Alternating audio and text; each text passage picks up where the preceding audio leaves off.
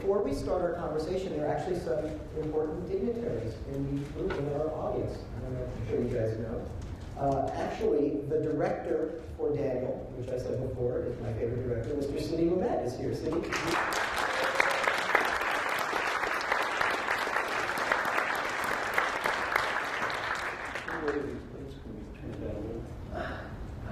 Case the lights a little? No, I can't, sorry. It was a bit blinding. That was the reason I was able to do that shtick. I didn't see you. Also, the Rosenberg sons are here. Both Michael and Robert Mirapol are here. Can you raise them?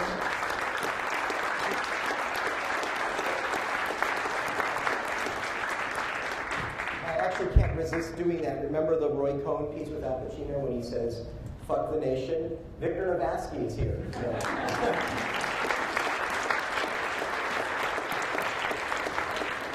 Victor, it's not personal. It was just Roy Cohn. Whoa, sorry. Okay. Both of you had such extraordinary left-leaning credentials. This is no secret. Are there red diaper situations in your family? I mean, Tony, you are from Louisiana, you're a Reformed Jew. I've never heard of sort of a Bayou Bolshevik before. There's actually a lot of Bayou Bolsheviks. Not my family. I mean, my mother was from New York, and her family, they lived in the Bronx on welfare. Her father, my grandfather, was a Glacier and a union member, and very passionate about union politics.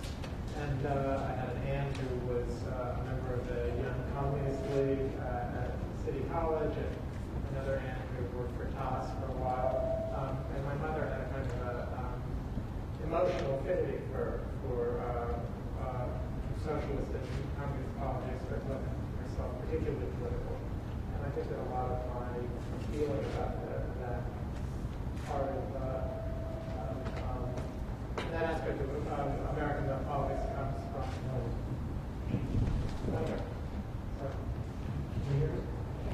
We can hear that.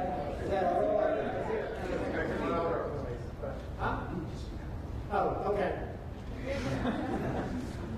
And you're growing up in the Bronx. Any connection to particularly to the Cold War and the world of the far left? Well, if you were a child in the Depression, there was always discussion about the misery and the poverty and the red lines, the sense of almost a universal crisis that so many people thought the system needed revision. In case of communists, they thought needed revolution. And there were always these people circulating through our home. My parents, my father was left-leaning. My mother was quite conservative. So as a child, I sort of bounced back and forth between them and heard the argument. It was very useful to me because I was not dogmatized one way or the other.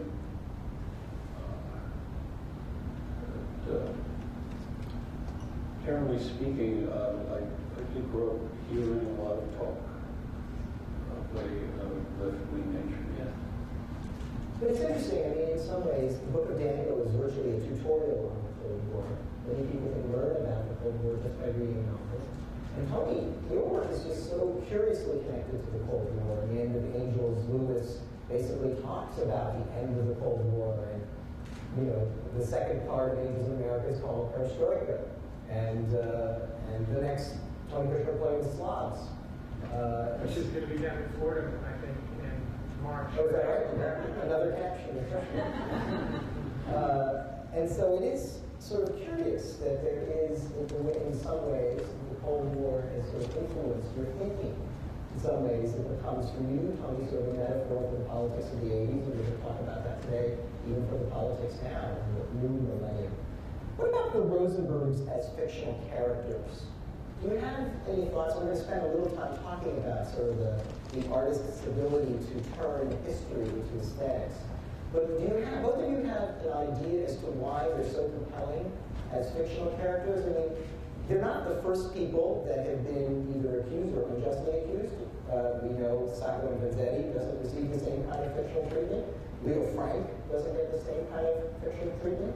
The Scottsboro boys. I mean, in some ways, regardless of your sense of guilt and innocence, the Rosenbergs are like the Dreyfus affair for the Americans. It won't go away. Many people are here for that reason. It's something that still haunts the imagination as symbols and as metaphors. Why? Why that?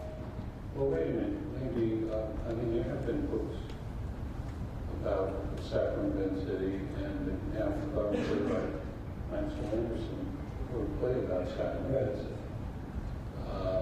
It seems to me that probably could find work covering all of these events if you look carefully.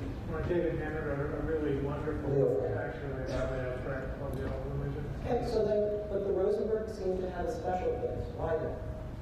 Or if not special in your mind, what makes them interesting? You both chose to incorporate them in your art. Well, it's not quite that simple. When I started to think about this book, I started to think about it in the late 60s, when a lot of anti-war movement was blossoming, later conflated with the civil rights movement. And it came up out of colleges and out of the sort of the anarchic, anti-war impulses in young people. And it eventually came to be known as the New Left. And I began to wonder how this New Left could be distinguished from the Old Left.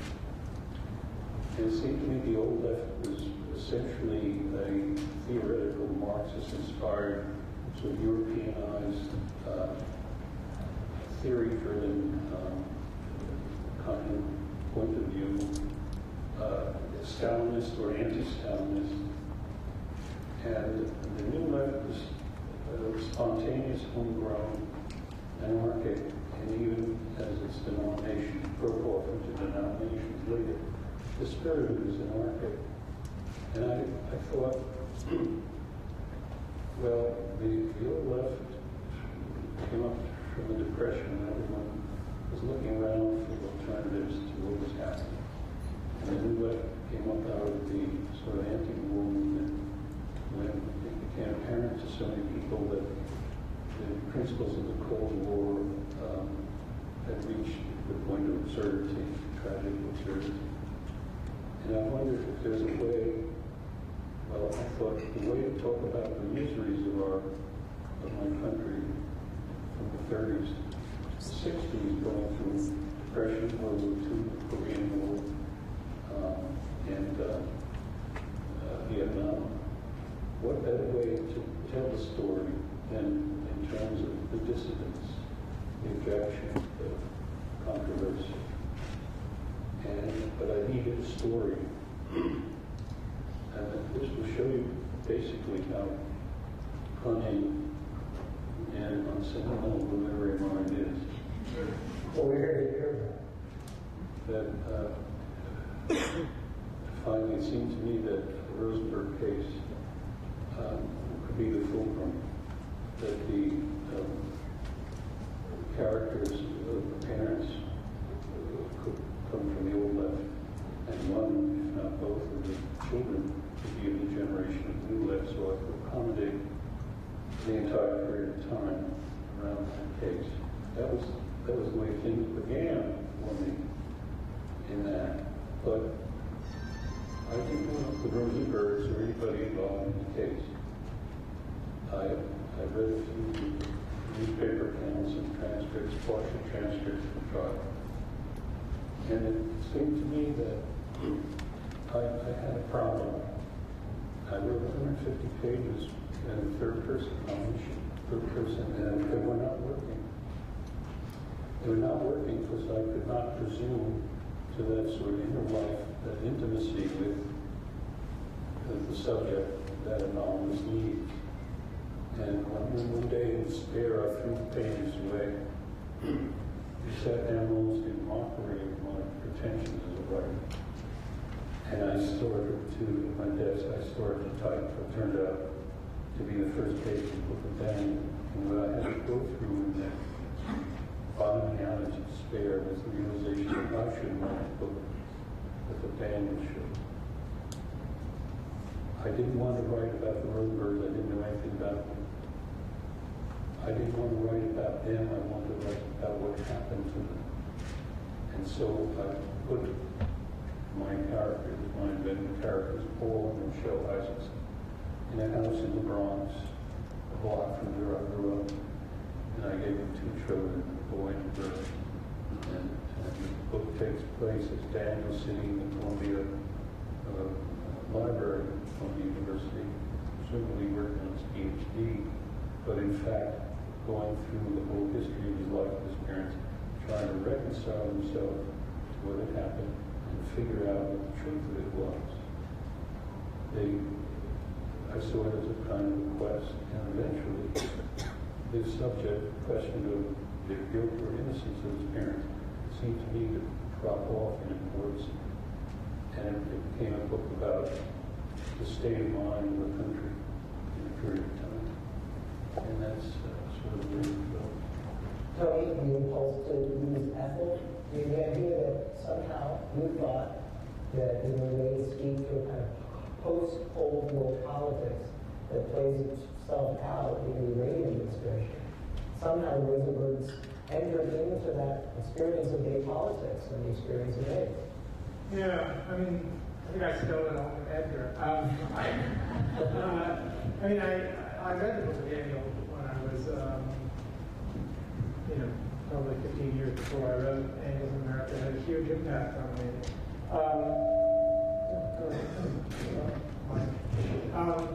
Is that better? And I think that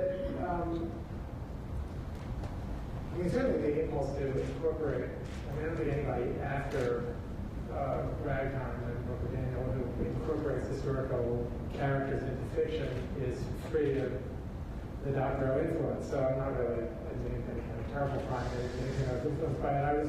I remember in reading it being impressed with 2 things, especially, and you mentioned one of them, which is the way in which the structure of the book provides a continuity between old left and new left. I was a kid in a small town in Louisiana during the 60s and was 12 years old in 1968, so I sort of missed the excitement, but I came to Columbia in 74, and I think I went to Columbia because I wanted to be part of what I'd been reading about, which seemed very romantic and exciting to me. And the Book of Daniel, which I read several years later, after going to Columbia, helped make a direct sort of continuum between one period of radical left activity and another period. And although I was struck at the time, my feelings about the anarchism of new left politics have changed a lot, especially since I think the Reagan counter-revolution is another kind of anarchism and has co-opted a lot of what seems radical in new left. I have a certain affinity, a preference in a way for the politics of the old left. It was interesting and important to me to see a path laid out between 2 periods of radical activity in American history. I remember the sex scenes in the Book of Daniel really well, and it's been a long time since I read it, but I remember there was a sense that I hope I'm not going to embarrass My myself. students are here to cover this, by the way, right? Just in case. Not to interrupt, but there was a principle behind that senior adults scrub. Interrupt, please. Go ahead. It's that suffering is not necessarily more than death. That was the principle behind that scene. The people who suffer can just as easily become nasty. Yeah. And which absolutely comes through in the scene, and also that even intimate, private events in people's bedrooms are infused with history and politics, because the sort of sadomasochistic character of that sexual encounter is clearly a consequence in a way of trauma inflicted by a historical event. And that moved me as a gay man, because for all gay people, sexuality and politics are, inseparable. And I learned something from that encounter. I wanted to write a play with Roy Cohn as a character. He had just died at the point that I was thinking about writing Angels in America, and he led me directly to the Rosenbergs. I never intended originally in the outline for Angels, Ethel doesn't appear as a character. And I was on a plane, and I was late finishing the first half. It was supposed to be one 2-hour play, not 2 3-hour plays. Things happened, and I was late delivering the script and was sort of summoned by the theater that commissioned it in San Francisco to come to San Francisco and give the pages that I had finished, which was at that point about 120 pages, which was the length of an ordinary evening in the theater, and they were going to read it. And I was hurriedly trying to finish the third act and get the angel to come through the ceiling, which I thought would be a proof that I was at least sort of on track. And I wrote the scene in an airplane. This sounds kind of hokey, but I loved writing Roy Cohn. I could more than any character I've ever written, loved writing in his voice, which is a kind of a scary thing to admit. The scene that we were just watching, I wrote on the plane. And he was going on and building and getting more and more sort of voluptuous and baroque in his bragging about this terrible crime, murder, basically, that he committed. And then I thought something has to happen here. And it just suddenly occurred to me that she would appear, and it was completely unplanned for. And I didn't know what she was doing there. And she sits around for a lot of perestroika, staring at him, and he doesn't know why she's there, and I actually didn't know while I was writing it what she had come. I felt that she had been summoned, but I didn't know why she was there, and I finally, in figuring out why she was there, I just figured out really one of the central themes of the play, which has to do with justice and forgiveness and the kind of imperfect match between these things. Stay tuned, we're going to come to that. We've got another Angels clip. But it is interesting, and then we'll move off of this subject and see another clip, that Ethel, in both Daniel and Julius doesn't make an appearance in Angels. There is something about Ethel that's different, I think. People see her differently, and she's perhaps the more compelling character as a character. To the extent we can fictionalize the Rosenbergs, it does seem that there's a great deal of sympathy and interest in. We never thought of putting Julius there. Julius staring also. Is it because we know she was really completely innocent? There's something about, it strikes me, these characters, that there's something about people who are passionate in their beliefs, people that are tremendous conviction. Not the idea that they don't name names. That the whole case about them is really about that they won't name names. And that idea that they would orphan 2 children by not naming names, I think sets them apart in some ways, and that the mother will do that, I think is important. The idea of telling the story from the point of view of a child was the only possible way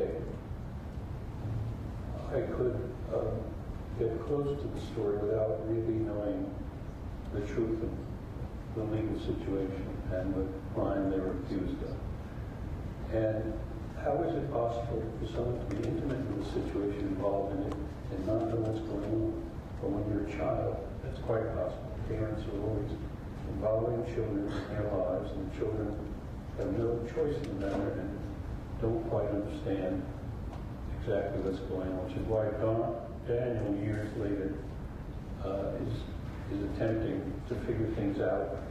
Why, at the age of 10 and 12, he found himself running away from the children's shelter, holding Susan's hand, and running through the Bronx to get back home and finding their house empty. Now, the way I use the parents is to show Paul Isaacson as impetuous, passionate, idealistic, and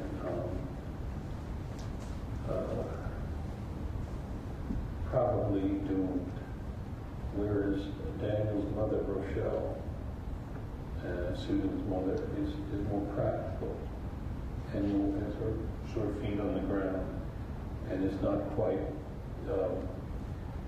ready to follow her husband all the way in his passion. Let's take another look at another clip from Daniel.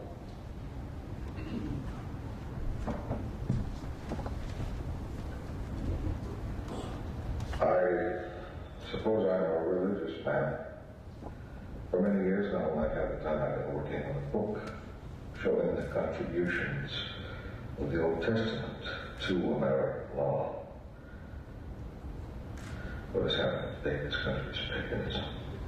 It's the other word for it. He's been indicted, along with Sadie Mendish and the Mann brothers, for conspiring to violate the Espionage Act of 1917. Bail has been set at $100,000. On the basis of what evidence? Well, a conspiracy charge requires evidence like a confession. Somebody in the conspiracy has to say it existed. What conspiracy? In legal terms, it means simply an agreement on people to do something if they intended to do something. Bob is not accused of stealing atomic secrets. That's correct. He's accused of conspiring to steal secrets. That's correct. What's the condition? That's correct. That doesn't sound as serious.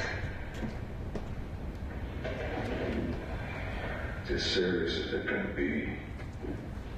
But if they don't charge espionage, but only what? Intending to do espionage. That means they have no evidence that anything was done. That is correct. Isn't that weaker? What evidence can you provide of what was in someone's head? Tell me, I don't understand. As I said, a conspiracy is by its nature secretive. Only the people in it could prove its existence.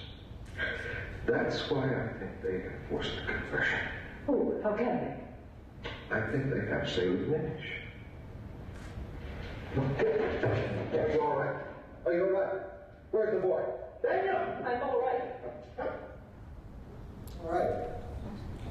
This seems interesting in a few ways. First of all, it sort of points out the central absurdity, I guess, of the case against the Rosenbergs, that in fact it was easier to prove that they were part of a conspiracy than it was to prove that they had either done anything or that they intended to do anything. And so that idea that the crime against them was really one of bad associations, the associations with communists, which we know there's a First Amendment protection, freedom of association. So, the lawyers in us and the people that are interested in the legal system see that. And we'll talk about that in a few minutes in terms of our contemporary era, in ways in which you think sort of the war on terror may play itself out in the Cold War. The other idea here is that you'll notice Rochelle thinks when she hears that the witness against them is Selig Mendes. It's important to remember that in the real life of the Rosenbergs, Selig Mendes was not the dentist family friend. It wasn't the betrayal of a friend or unrequited love of a friend. Maybe for those who remember the novel, Selig Mendes had a thing for Rochelle.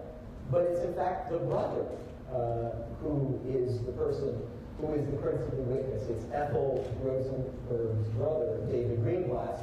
I don't know if Sam Roberts is here, but Sam Roberts writes for the New York Times and has written a book called The Brother.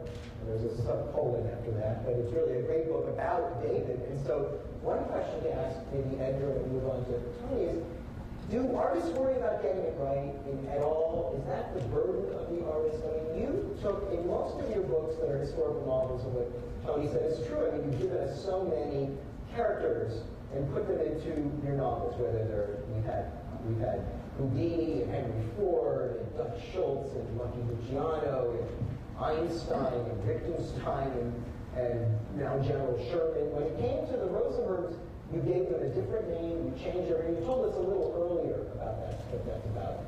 But the story itself was one that was a betrayal of a brother. And so I guess what I'm asking both of you, are you ever worried about a certain kind of fidelity to a historical accuracy? Or is there something else happening? That book preceded all the others you mentioned. True. But you ran off the names of those other characters as if They're the same they were book. there first. Different books. Somewhere in the book of Daniel, I have a riff about Harry Truman and another riff about Woodrow Wilson. And I think somehow that taught me something, that I could go over that line, I could transgress. Because the next book was Ragtime, where I did not disguise or hide or change names.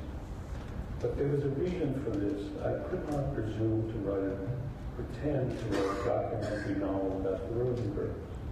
It would have been dishonest. All I knew was what had happened to them, and I decided to make up my own characters and put them in that situation. If I had made a brother responsible for effectively killing them, I mean, it was, first of all, no work of fiction could make that believable. I don't think, at least I could. It's so incredible and so totally unnatural, hideous, and Total obscene. treachery of the family. But the other point was that while this was the only case in the history of the United States where a husband and wife were excluded for conspiracy to commit espionage, nevertheless, I wanted to make it clear that I didn't know exactly what the truth was about their guilt or innocence. But I wanted to use that case and the situation to provide a portrait from the point of view of a child of this family, whatever their guilt or innocence, on whom the entire hostile energy of the society was directed. It was, the Cold War is very much part of this book. And while people like Secretary of State Dean Acheson and Secretary of War Henry Stimson argued against the policy of sort of flaunting our bomb at the Russians and intimidating them with it, the fact of the matter is that we knew that the Russians were no threat, military threat, and that we were all powerful. At the same time, we wanted to persuade the American people to be frightened. As Senator Vandenberg said, we've got to scare hell out of the American people. And so what was created was a kind of civil religion, a very punitive Puritan civil religion in which there were loyalty oaths and blacklists and ritualistic confessions in front of congressional committees where no crimes were assumed to have been committed except crimes of thought. All of that seemed to me finally what the novel was about, the state of mind of the nation and the idea of these people sort of caught as if the earth was an enormous hollow sphere cut in half, and the two halves poised on these two people and locked them tight. I think that was the right strategy for me in this book. And I think Daniel is ever questioning and not knowing would hear all sides of the question. Jack Fine, a report from the New York Times, tells him that, yes, your parents were framed, but in this country, the government does go around picking people out of the hat to put them on trial for their lives. Your father had to be doing something. He was a small-time commie over his head. And if everyone wasn't so terrified, he maybe would have gotten 5 or 10 years. What he did. And then when Daniel goes to see Seligman's daughter, to say he had a theory that there was another couple whom his parents were protecting, she laughs at him and says, your parents were into everything. Radar, lasers, they were doing it. So don't give me this idea of theory of miracle. Because Daniel has a chance to see the whole spectrum of all this almost surreal quality of history. Tony, in your case with angels, the historical dimension is diminished by the fact that Ethel Rosenberg is not in Angels in America. It's the ghost of Ethel Rosenberg. I mean, it's just, you're not fictionalizing her life, you're fictionalizing her afterlife. The possibility that, I mean, nobody can be, in some ways, really upset with this. You reimagined Ethel as ghost, haunting Roy Cohn as he himself has now been turned into a pariah. And she gets to haunt him in the way, he's morphine-induced right now, and God knows what he's thinking. And I'm going to read something that you, during an interview you said in 1995 in Mother Jones. You said, this is Tony Kushner, people shouldn't trust artists, and they shouldn't trust art. Part of the fun of art is that it invites you to interpret it. So let's go back to this. You remember that? Not at all. The artist is not held to the same standard as the historian, the journalist, the law professor, right? I learned to regret ever having given a single. I think that's a great quote, by the way. I mean, there is this sort of playful dimension that history, filtered through the mind of the imagination, looks different and teaches us something else than if it were provided by way of a historian or a journalist. The burdens, the obligations are simply different. Yeah, and one has to assume that an audience, as long as you haven't lied, except you've made a documentary that's really, fiction tricked up as a documentary, you have to assume that if you told the audience that they're about to experience a work of fiction on stage or in a book or in a film, that they'll be able to make the kind of, skeptical judgments about the work that are appropriate. I think that there are issues of responsibility.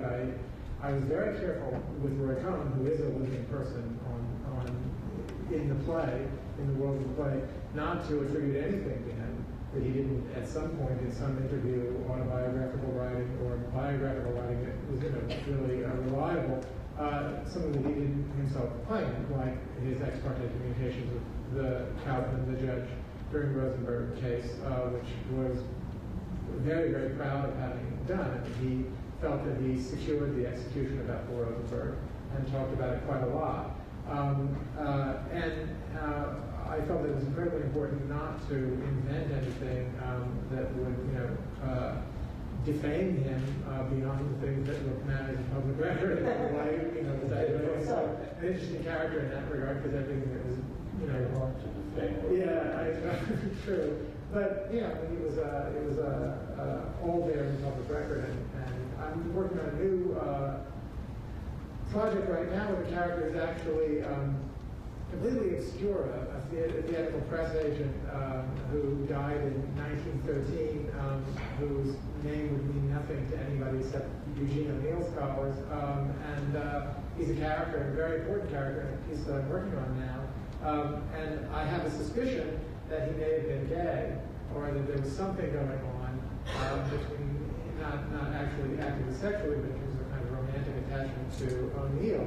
But I don't have any proof of it. There's nothing written about this guy that's in any way reliable. And I'm wrestling with that right now. I don't, for a variety of reasons, really want to change his name or make him into, I like having his name as something sort of talismanic and useful for me about having him figure as a character. But so I'm really wrestling with whether or not it's ethical and ethically responsible to fictionalize a living person in a way that may have nothing to do with it. I figured out a way to explain this, and I think it's legitimate. When you reveal people's name, it's similar to an artist paints a portrait. You set up your easel, and there's the subject, real life subject. Then there's the portrait, and it's all done. And that's your rendering. That's your work. As long as you're presenting your work as fiction, the drama, and not as journalism, not as a documentary. It seems to me the compact between you and the audience is clear. This is my rendering. This is my a novel and a play as well. Both among other things is a system, an aesthetic system of opinions. And so with ragtime and the novels after which I've used real characters, it's always a sense of responsibility, my true sense of my reading of these people and presenting them as fictional projections of my own. And I think that's quite legitimate.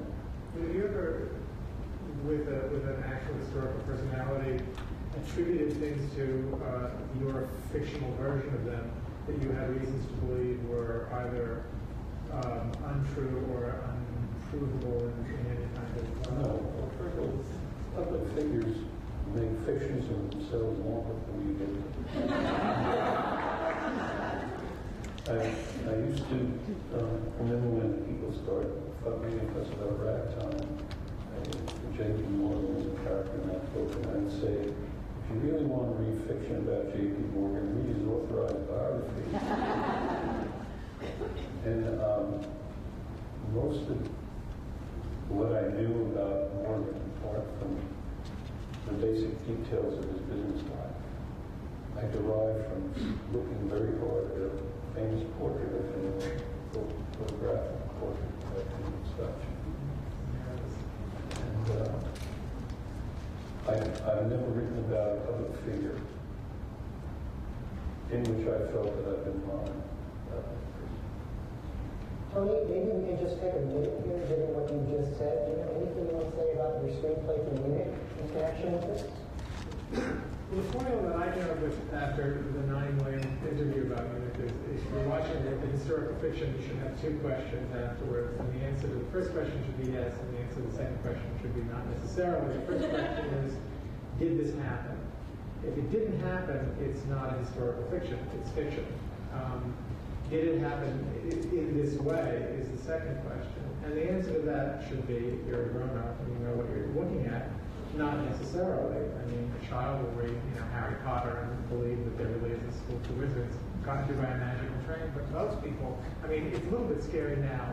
We've reached a period where the line between illusion and reality is getting blurrier and blurrier. And so you sort of hate to think that you're, contributing to that confusion.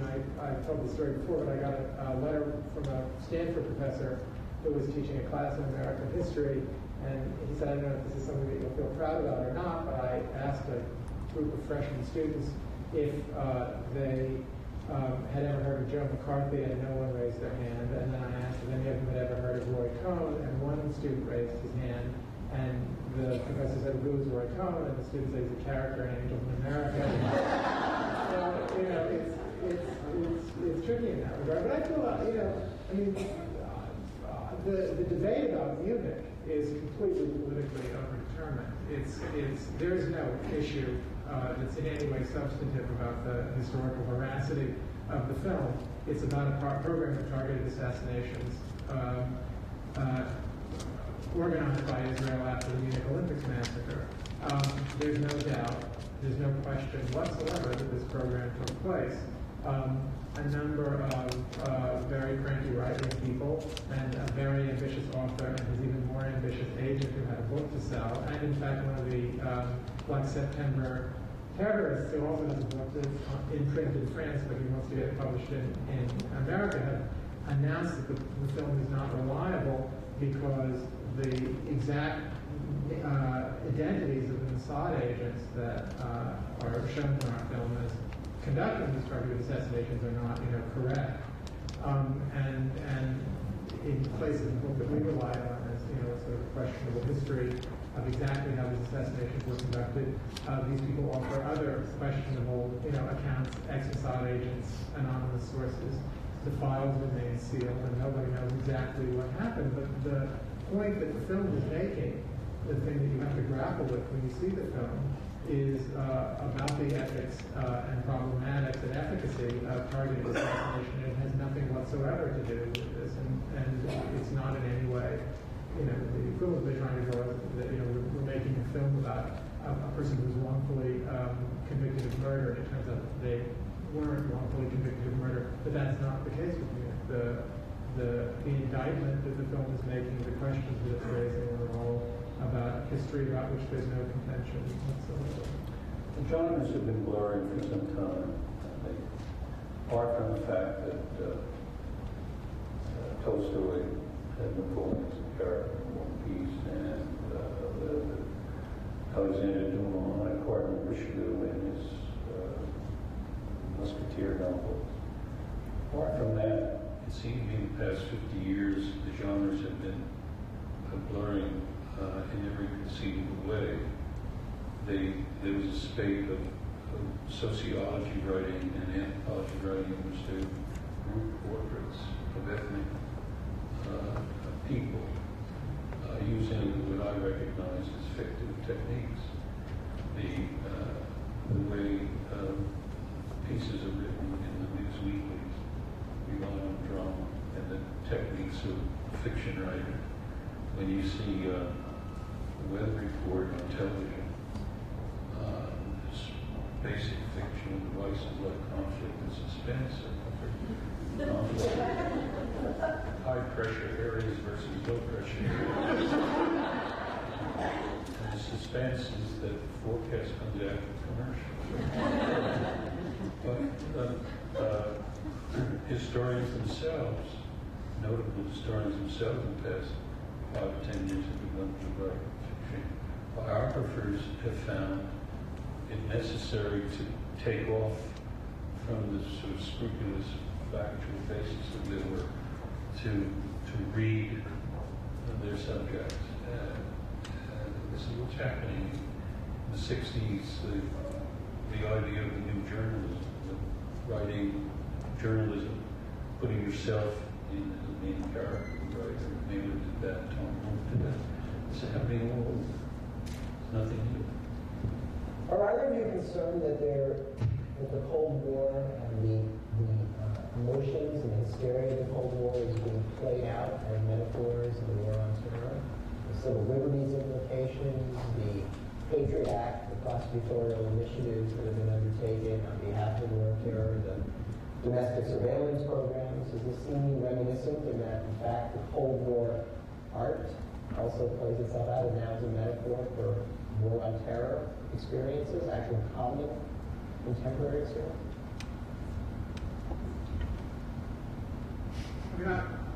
I'll answer that, but I want to actually just take one step back. Yes. And ask your question, which is, I think that it's true that the blurring has been going on for a long time. Do you feel, because I sort of feel, I guess, that it's getting, that there's a tolerance for lying, and there's a tolerance for confusing fact and fiction that's grown and grown and grown. Reality television that's not really reality, documentaries that win Oscars that turn out to have scenes in them that were fake, and people sort of get upset and then kind of shrug and let it go.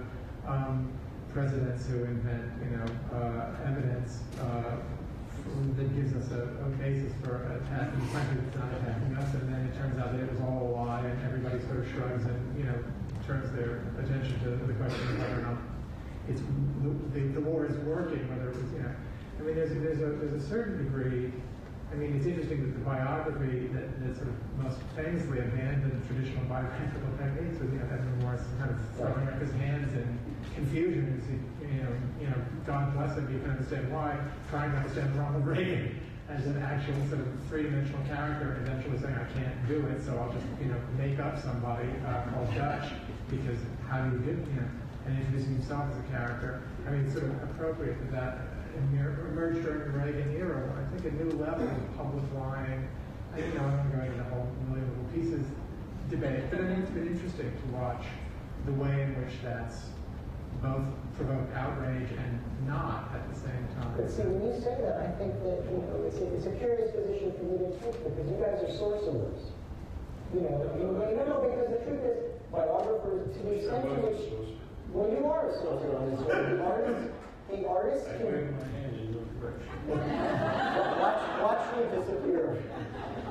Look, you know, in the hands of an amateur, you two show what's possible through the imagination, and then all of a sudden it's borrowed by presidents and biographers and by journalists, and all of a sudden nobody knows what's real. It's interesting that you're raising the cautionary note, but in fact you're the one that's making it. Unfortunately, they think they're artists. Well, our justification and our salvation is that people know we're liars. That's why I read his book. But the kind of genre blurring done by the President of the United States is quite different. He's a storyteller, fabulous, and presents as truth and facts stuff that is totally fictive, and as does our Vice President. They are really genre blurs. The key thing is if you know a person's an artist, a writer of fiction, writer of plays, you understand that there's an imaginative factor, a rendering being done. But if a person is a journalist and reports that there are weapons of mass destruction in Iraq, or a person is a president and lies about reason for going to war, that's where the genre blurring gets dangerous and unacceptable. No, I mean, I agree. I just sometimes, because I like to feel guilty about things, feel guilty. Being an artist in an age, I mean, I've just made my first feature film and had a television film before it, so I'm moving into more and more sort of mass media entertainment. And but even as somebody working in the theater, which, you know, like 25 people a year go to see, it's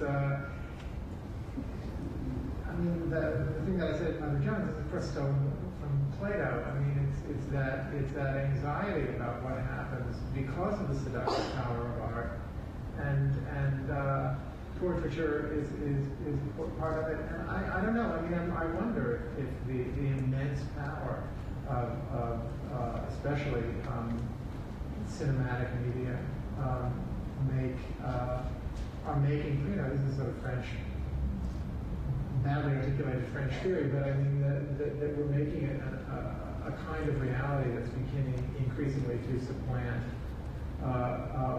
the rock that we are accustomed to standing on, and it concerns me. I mean, I don't know what one does about it, but it's. Well, if you think of film and fiction and all the arts as a form of witness, as long as there's a multiplicity of witness, there's a way for society to reach or inch its way towards consensual sense of reality. And the big danger is when the source, the imagined source, is just coming from one direction. But as long as there are a lot of movies, a lot of books, I trust the operation in sort of a democratic culture to finally be positive. Whatever egregious excess is committed by any one artist. A clip from Angels in America. This actually is two scenes that are compressed together. Our good friend Case did an excellent job of editing for us. It's really, there's a scene in between. So we're cheating a little, but it's really dramatic. Watch what we did.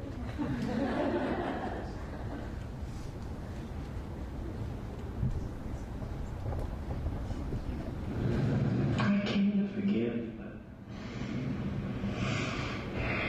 all I can do is take pleasure in your misery. Hoping I would get to see you die more terrible than I did. And you're not. Because you're dying in Chevrolet, defeated. And you could kill me. But you couldn't ever defeat me. What do you call the Jewish pyramid? The Kaddish. That's the one head. Whoa. Do it. Do it. I'm not saying it's for him. The drugs, okay, fine, sure. No fucking way am I praying for him. My New Deal pinko parents in Schenectady would never forgive me. They're already so disappointed. He's a fag, he's an office type, but no, look, he's saying Kaddish for Roy Cohn. I believe you actually pray for him. I even pray for you. He was a terrible person. He died a hard death. So, maybe a queen can forgive her vanquished foe. It isn't easy, it doesn't count if it's easy, it's the hardest thing. Forgiveness. Maybe that's when love and justice finally meet. Peace, at least, is never the Kaddish asks for. It's Hebrew or Aramaic or something, who knows what it's asking.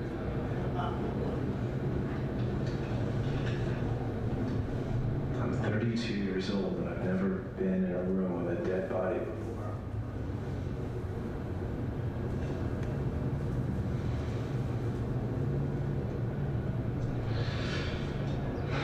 It's so heavy and small. I know probably less of the Kaddish than you do, police. I'm an intensely secular Jew. I didn't even bar mitzvah. Do the best you can.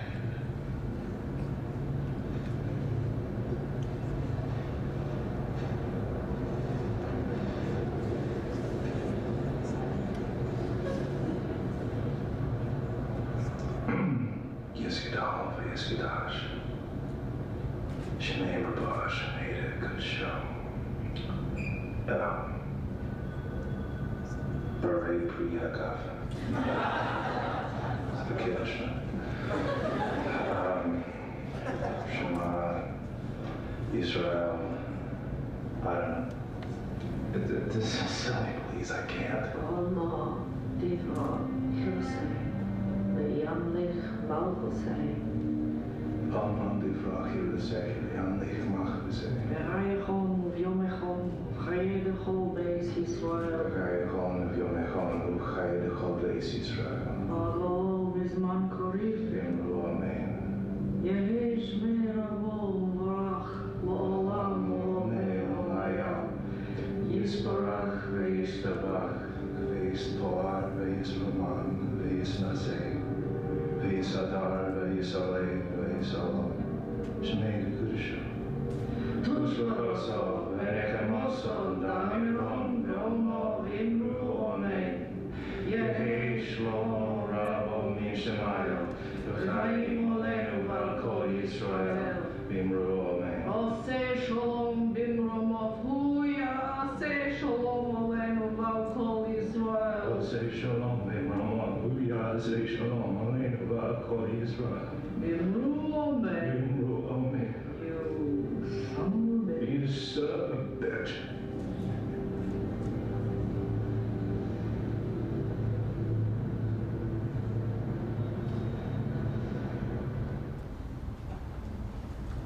All right.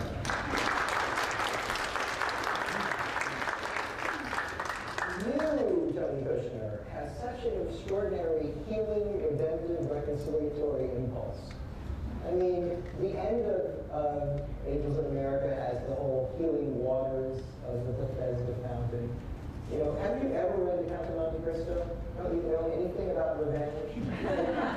Seriously, do I got to teach you everything?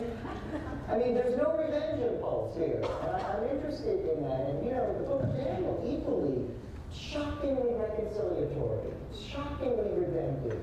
Edgar told us before, Daniel recognizes that the truth he seeks is not the truth he's going to want to hear. It's going to be relativized. It's not going to be absolute.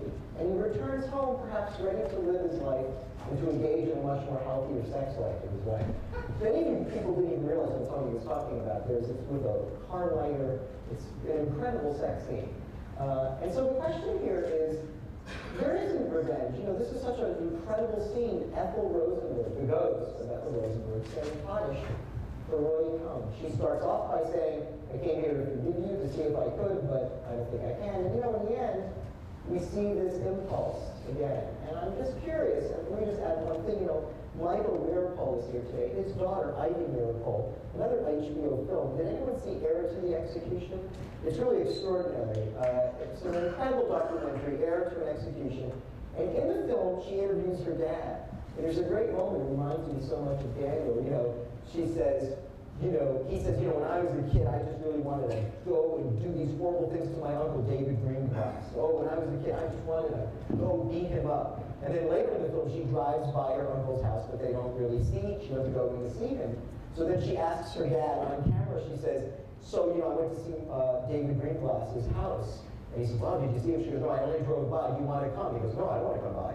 Right? I mean, the revenge was there, and there's that moment in Daniel, but ultimately they don't play out the revenge. And in some ways, to think about the implications of revenge as a model of justice. When the legal system fails, revenge has this oddly curious moral component. We expect it, which is exactly what the Count of Monte Cristo is about. And yet, with respect to the Rosenbergs, you have neither of you are interested in revenge. You're much more interested in forgiveness and in reconciliation and healing and repair. And if you think of other films, you do see more revenge impulses, like The Shawshank Redemption, In the Bedroom, Sleepers. Here we see something else. What have you got to say about that? Well, a few things. I mean, I think, and this actually connects to the question of law. The truth and reconciliation finally are a matter of law and not absolute justice. That revenge is an attempt to overcome the limitations of law and to arrive at an absolute justice that doesn't exist on the planet. That, as everyone knows, revenge leads to a kind of a cycle of violence that rolls down through generations. And that there's a kind of an impossible healing that has to do with compromise and a willingness to sort of to relinquish a demand for justice, which I think paradoxically brings us closer to something like justice, or at least a possibility of moving into the future.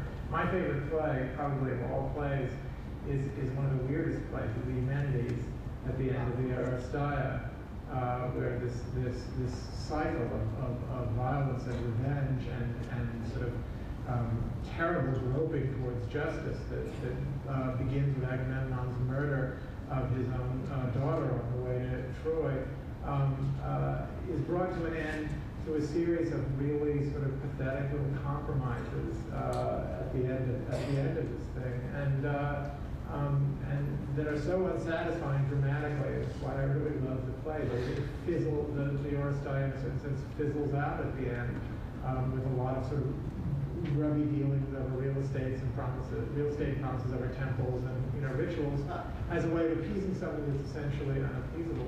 I think that's what law.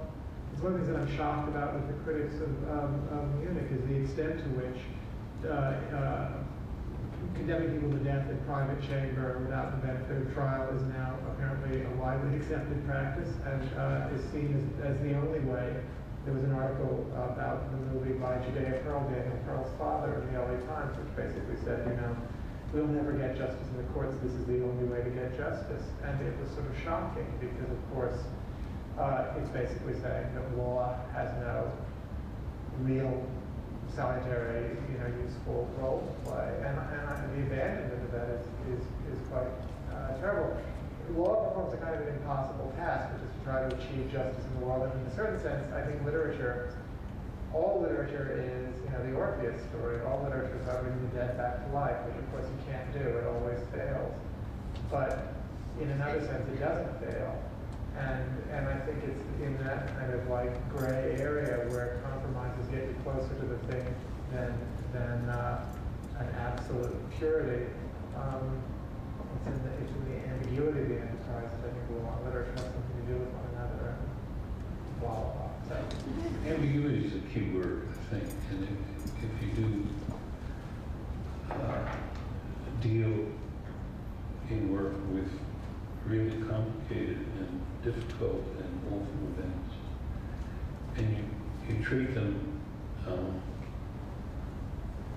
generously, that is, that you give it everything you can, to finally the book or the play itself is may not provide redemption, but it has the distance to deliver everything for the whatever vengeance the reader, the moral judgment is the vengeance, the statement, the declarative ambiguity, the entire thing serves as justice of a sort. So that it's not necessarily retributive, right? It's not necessarily punitive, that it has a much more moral component, right? So we're sending a moral message which is even more deeper than the actual revenge, the immediacy, or the automatic murder that comes from revenge. Even though it might be appealing, it doesn't offer us the larger moral message. Is that the point right there? Well, the idea is that we all live lives of moral consequence, whether we're lawyers or judges or everybody. And finally, the whole scene has to be delivered. And the statement, the moral truth of the issue is the final prophecy, if you will, of exactly what is going on. When I was looking for epigraphs for this book, I I wonder if I found something from the Book of Daniel. It said, "Then a herald cried aloud, to you it is commanded, O people, nations, and languages, that at what time you hear the sound of the cornet, flute, harp, sackbut, psaltery, dulcimer, and all kinds of music, you fall down and worship the golden image that Nebuchadnezzar the king has set up. And whoso falleth not down and worshipeth shall the same hour be cast into the midst of a burning fiery furnace. Therefore, at that time, when all the people heard the sound of the cornet, flute, sackbut, psaltery, dulcimer, and all kinds of music, all the people, the nations, and the languages fell down and worshipped the golden image that Nebuchadnezzar the king had set up." And when I found that, there was the book. That was it. And it seems to me that if you do your job and you work, and the book works, that's better than vengeance. Tony? I think that, like you said, it's really wonderful that the whole scene has to be delivered, and that there's a yearning for singularity and there's a yearning for finality that are completely understandable. And you can have everybody recognize that these yearnings are for themselves, but you also hopefully recognize as you get older that these are yearnings in pain, and that life is endlessly doubling and never really final, and that you can yearn for these things, but that in point of fact reality has a much more complex character. And the whole scene needs to be rendered up, or you're basically being delivered a lie. Well, as artists, do you think that in fact people, readers, consumers, people who are theater watchers actually have an inner longing? Although I don't think that even healing necessarily feels good. I mean, I think that frequently at the end, when a judgment has been rendered, at the conclusion of the story, you're left wanting more. When a judgment is rendered, you're left, I think, with very confused feelings and conflicted feelings, and one has to go on. And like I said, I mean, the fantasy is that you will be satisfied, that desire will end after judgment has been rendered. But I don't think that it really ever does. I mean, like so many people have been really fascinated by truth and reconciliation committees and the work that people in Chile or in South Africa have had undertake to try and come to terms with a brutal past, and the failure to do that, and what the failure, for instance, of this country to come to terms with what happened in Vietnam, for instance, has led us, into, the need to feel a certain sort of closure and rightness about something, as opposed to sort of opening of the coffins and letting the ghosts out. I think we pay a terrible price for that in our current horrendous situation. Let's take some questions from the audience. Take 10 minutes or so. Anybody have any questions for either Edgar? And could you please come to the microphone as you do?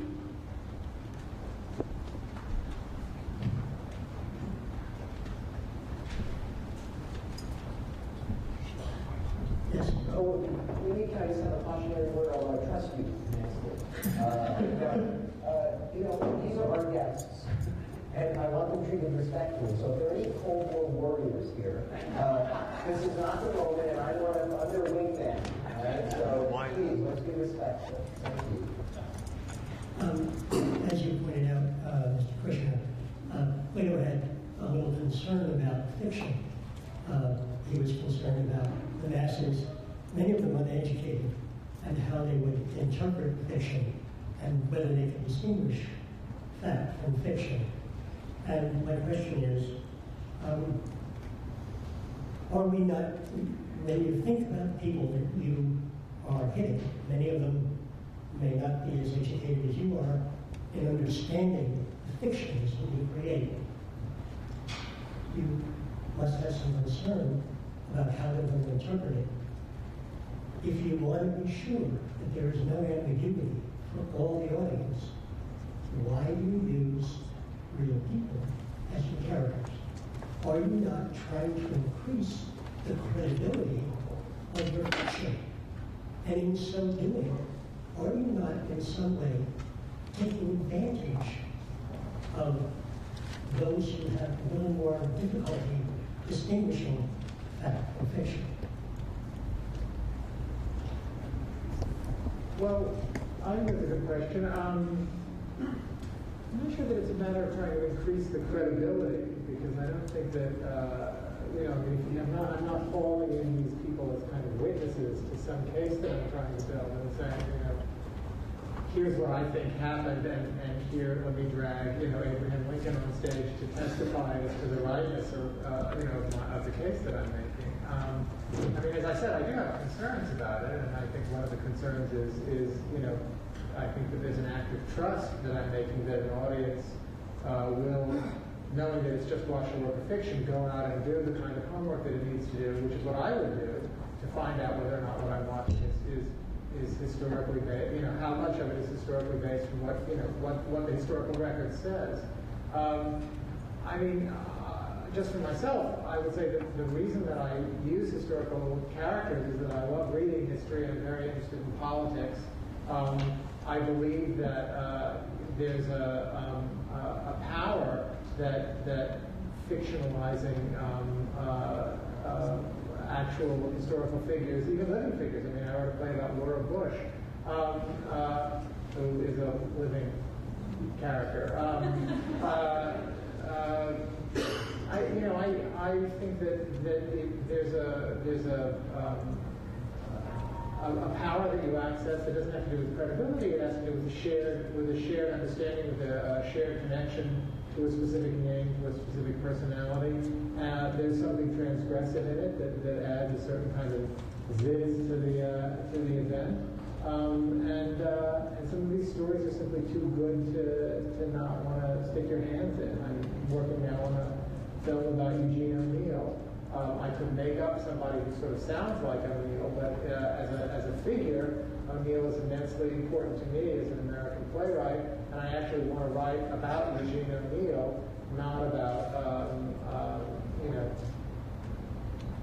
Tommy O'Day. I think that that's what the impulse for it exists of.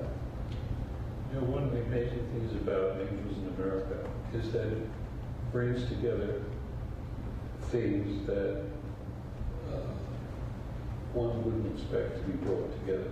It's a sign of art when different strands of reality yoke together, tied together, and make something new that didn't exist before. That's what's so extraordinary about this play. You cannot see this play and worry about the use of Roy Cohn because it's a visionary play. It's a visionary play. I mean, I don't know that anyone has ever put Roy Cohn together with Mormons from Utah. or the AIDS crisis and everything else going on in that play. It has a quality that has nothing to do with fact, no matter what names you use. The whole sense of that there's this world of facts here, and there's fantasy over here, and they're not to be confused, is an illusion. Nietzsche said, there are no facts without meaning. There are no facts without meaning. We all compose our worlds all the time, every minute of the day. You're standing on the corner, you see come around the corner, you see a woman hitting a child. Why is she doing that? You say, she's abusing the child. On the other hand, you could say, that child nearly got run over. And she's so upset and scared that would nearly have a child, that she's hitting the child to teach the child a lesson. So what's the truth? It's the same event. But until you invest it with a meaning from your own experience in your own mind, it doesn't mean anything. And this is the way compositions occur, not only by artists and writers, but by people in every moment of their life.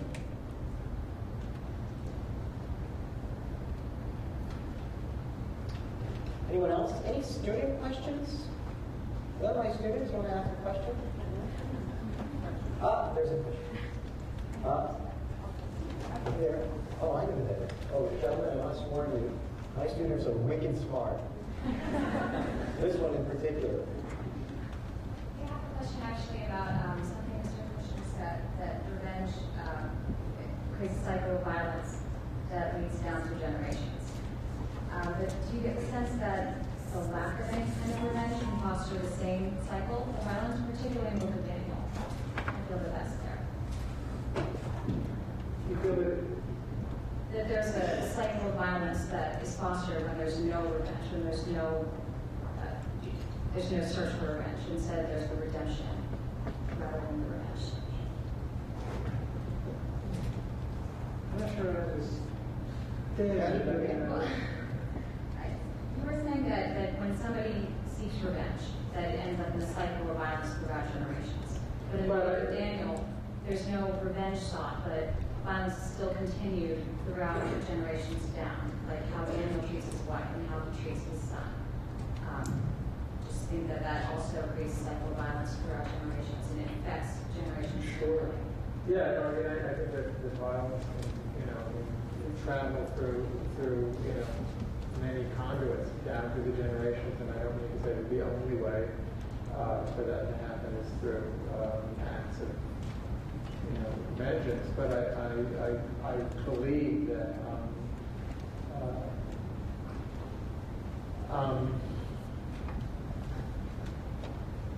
I think that there's a kind of desire for an instantaneous response to violence. It may not even be correct necessarily to call it vengeance in the sense that it's driven by entirely by emotion. It may also be driven by a genuine belief that if you respond with equal force to violence done to you, and in the process don't ask too many questions because that will slow down the speed with which you're able to respond, that you have a chance of sort of deterring or discouraging or containing, since we're talking Cold War stuff, the violence directed at you. And I believe that this is frequently leads to a perpetuation of a problem and can lead to a cycle of retaliatory violence.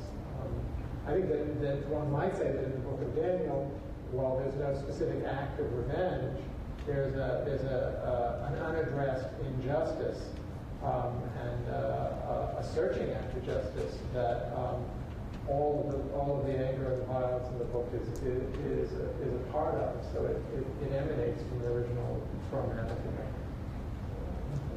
right. I have actually one final question. Unless is there? Who's gonna? Do you have something? Yes. Mine is more of an observation. It seems to me that today, at the present moment, there are a lot of American Muslim children whose fathers' names have been picked out of a hat by the government, who are being persecuted like the parents of the Moroccans. So it seems sad to observe that in the coming decade, there may be 1,000 similar books like the Book of Daniel, but unlike an American Jewish character, it will be American Muslim characters. Okay. You're both. I'm just going to ask one final question and then we'll say goodbye. You're both perceived as political writers. Do you think that artists have, if they can, the responsibility to speak to injustice, to political questions? And do people benefit from that kind of message, the artistic aesthetic message, in ways that they just very differently experience it when it's told from the perspective of absolute truth of journalism and history? I mean, is there anyone really listening to the message of the artist who's also making a political statement about the legal system and the failure of governments? And you two really spend most of your time writing art, creating art, that speaks to the politics of and emotions of our world. Well, you could say old novels are political. You could give an interpretation of Jane Austen being a very political writer. It is among the things that all books for me begin with mental states of excitement that I don't quite understand, that are provoked by even a phrase or a piece of music, but also by rage.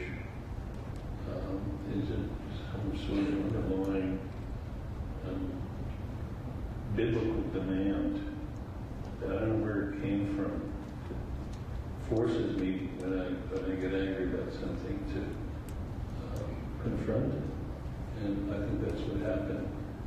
That had to be one of the reasons that I found myself writing Daniel. But the point I think we all subscribe to is that you don't let your politics, whatever they are. W.H. Wood said, a writer's politics are more of a danger to him than his cupidity. And I agree with that. Whatever you're going to do, whatever point of view you have, it has to come naturally and organically out of the work. You cannot stamp your political beliefs on a book you write. You just can't do that, or it'll come out dead. I think we all understand that about our writing, that you have to worship the integrity of the artistic process and let it deliver whatever you have in mind that is relevant to the story you're telling. The other thing to say is I will accept any modification of the word novelist. If people want to say I'm a political novelist, I'll agree. If they say you're a Jewish novelist, I'll agree with that. If they say you're an historical novelist, yeah, why not? And you have children in your books. Yes, that's absolutely true. And I'll accept any interpretation as long as, and agree with it, as long as it doesn't claim to be exhaustive. But I've never thought of myself as an historical novelist or as a political novelist.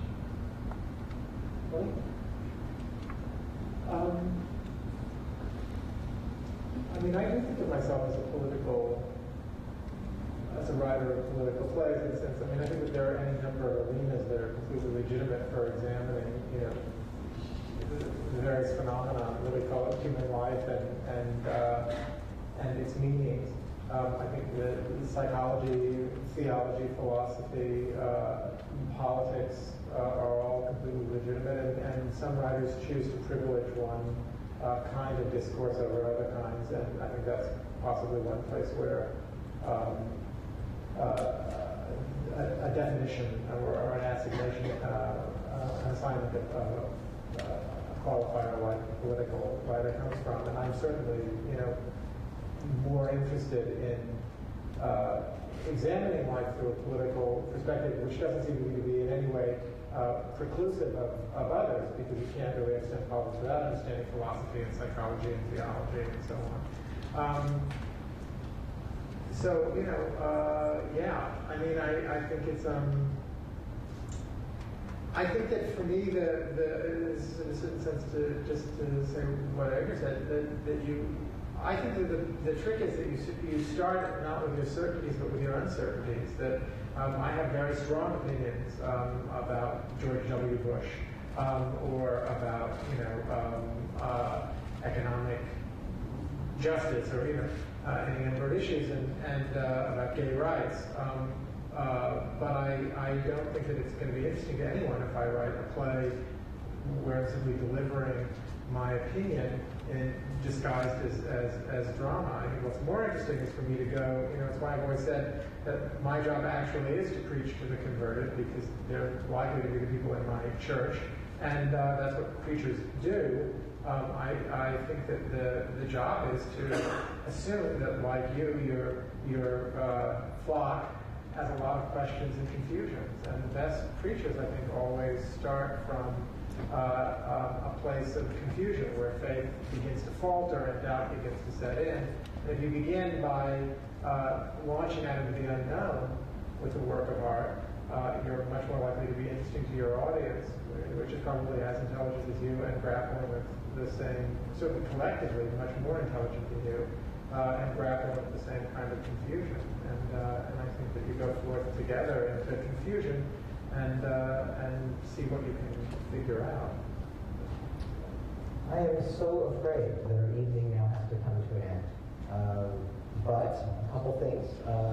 One, stay in touch with us. FloridaLawandCulture.blogspot.com. That's our blog. Go home tonight and start blogging with us.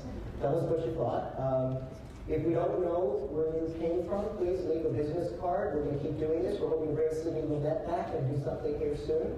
I want to thank so much Edgar Doctorow and my friends Edgar Doctorow and Tony Kushner. I'm very grateful and very honored by their presence, and I hope you were all as illuminated about their words about law, culture, and society as I was. Thank you.